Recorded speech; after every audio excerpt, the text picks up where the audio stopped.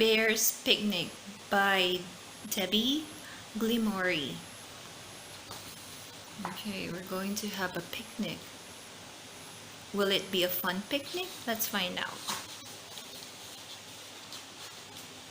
The author has a message with grateful thanks for the thousands of small kindness shown to me by everyone working on Ward 49 of Simpson's Maternity Pavilion through the summer of 1994. This book is dedicated to all of you with my love.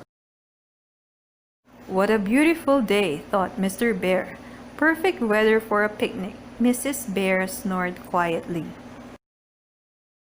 I'm going to take the baby out for the day, said Mr. Bear. Mrs. Bear opened one blurry eye. That's a great idea, she yawned. I'm sure the grizzly bear would like to come too. They love picnic. And she turned over and went back to sleep.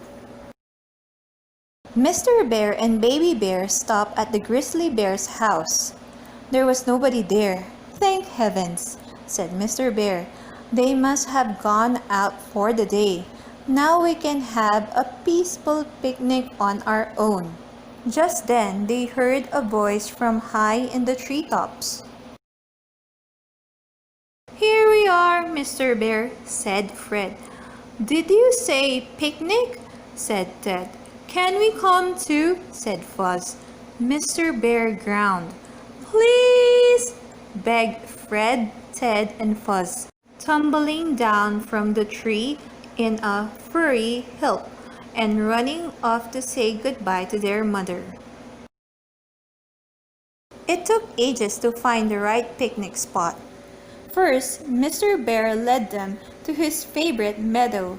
Dad always brings us here, mourned Fred. It's boring. Soon, Mr. Bear took them further afield. This is a fly-infested swamp, said Ted. With a sigh, Mr. Bear led them deeper into the woods. This gives me the creeps, said Fuzz.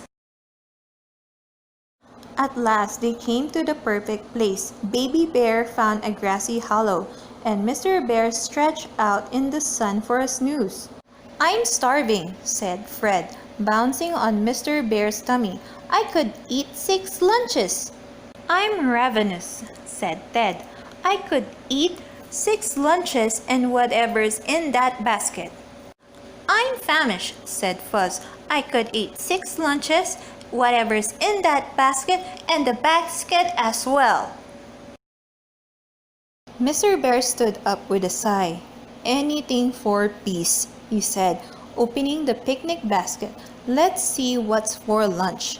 Mr. Bear pulled out a teddy. That's not a very good lunch, said Fred. You can't eat toys, said Ted, glaring at Mr. Bear. You brought the wrong basket, said Fuzz. The baby began to cry. Change of plan, said Mr. Bear. We'll have a fishing picnic. And he strode off to a rock, dipped his paw in the water and waited.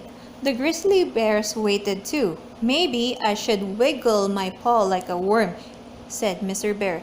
I could catch something if I just stretch a bit further. Hazulab, said Mr. Bear, slipping head first into the pond. Blub, blub, blub, blub, blub, cried Baby Bear, clinging tightly.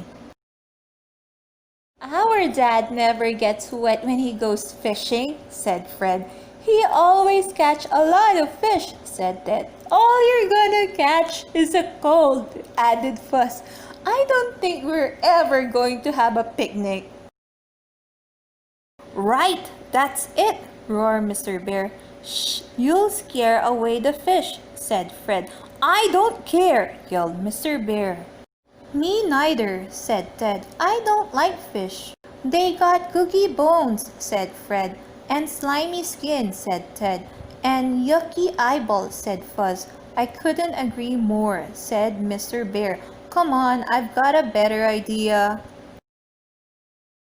The young grizzly bear trailed up here. Nearly there, said Mr. Bear. Look up. Overhead, tucked in the branches of a tree, was a golden dome surrounded by lots of busy bees. Mr. Bear settled Baby Bear in the basket and began to climb the tree. Fred, Ted, and Fuzz watched as Mr. Bear gently dipped his paw into the buzzy dome. "You're really good at that," said Fred. "Our dad does that. He gets stung," said Ted. Mr. Bear pulled a big chunk of honeycomb and climbed back down. "I love honey," said Fred. "I could eat a whole honeycomb." "I could eat the whole honeycomb and the hive it came from," said Ted. "I could eat the whole honeycomb and the hive and the bees as well," said Fuzz. "You must be starving," said Mrs. Bear when they arrived home. "You took the wrong basket." "Yes, but look what we'd found," said Mr. Bear. "Honey," said Mrs. Bear. "Let's all have a picnic." "Out of interest," said Mr. Bear, "just what did happen to the other picnic?" Said Mrs. Bear, "that's another story." I hope you enjoyed the story. Have a good day, everyone.